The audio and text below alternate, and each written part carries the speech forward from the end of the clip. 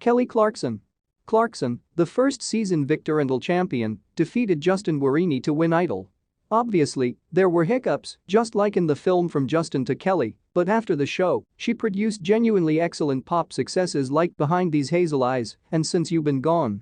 She now hosts a daytime talk show with a loyal audience and a venue where she may perform anytime she wants.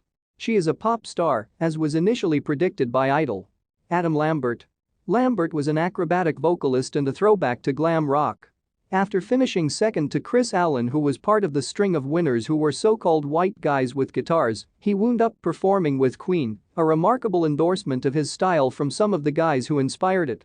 Maybe he wasn't everybody's cup of tea, but he's had genuine industry success and has clearly impressed 6 of the people who mattered to him the most. What's not to like about that? Jennifer Hudson. Idol can point to some successes. But it also has made some embarrassing mistakes, including the 7th place finish of future Oscar and Grammy-winning artist Jennifer Hudson. It's a whiff up there with the famous comment about Fred Astaire. Can't act, can't sing, can dance a little.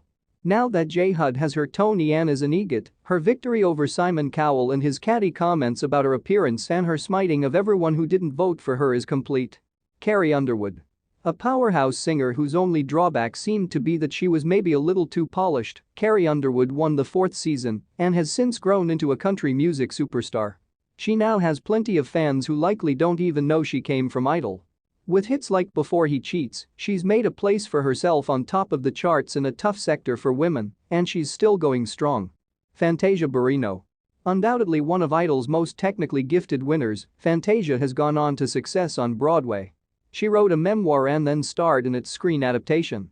She may not have gotten the respect she deserved from the audience in some weeks. She was part of the shameful moment in Barry Manilow week when they revealed that America's votes created an indefensible bottom 3 consisting of Fantasia, LaToya London and a woman you may have heard of named Jennifer freaking Hudson.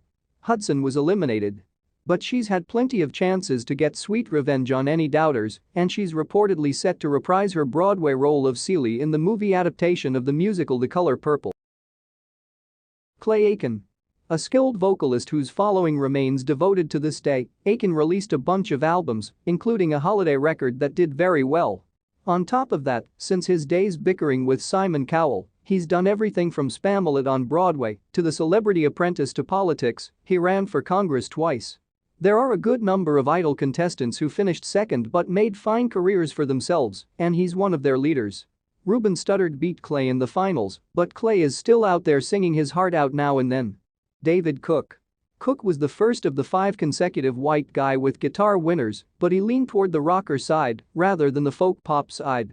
Gentle enough not to frighten the horses, but edgy enough to seem more interesting than some of his rivals, Cook beat out the very sweet stylings of young David Archuleta. He then went on to put out records and, as is the case with many of his fellow contestants, appear on Broadway, in his case playing the lead in Kinky Boots. Chris Daughtry. Idol didn't always know what to do with rock dudes. Even when they were good at it, like Daughtry was, they rarely got the kind of air under their wings with voters that accrued to country or acoustic pop artists like Chris Allen or Scotty McCreery. But it was a saleable kind of music in the early aughts, this post-Creed kinda grungy thing, and Daughtry has been quite a survivor for a guy who finished 4th. How much of a survivor? In 2019, he came in second on The Masked Singer, where he appeared as Rottweiler. Haley Reinhart. Here's an interesting statistic. Haley, who comes from season 10, is the most recent contestant to make our top 15. And once you've heard her slightly gravelly voice, you don't have to know that she actually sang Rolling in the Deep to guess that she was hot on Idol around the same time Adele was gaining prominence and becoming a star. Her bluesy rasp didn't quite get her to the top, but she continues to appear on lists of people's favorite Idol performers and performances. David Archuleta.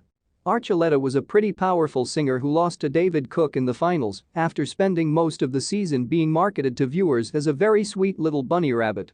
He went on to have a recording career including The Single Crush, and he's part of the honorable society of people who came in second in their seasons and made that supposed loss into a decent career nonetheless. Thanks for watching. Please like the video, subscribe to our channel and turn on the notification button so that you'll be notified when next a video is uploaded.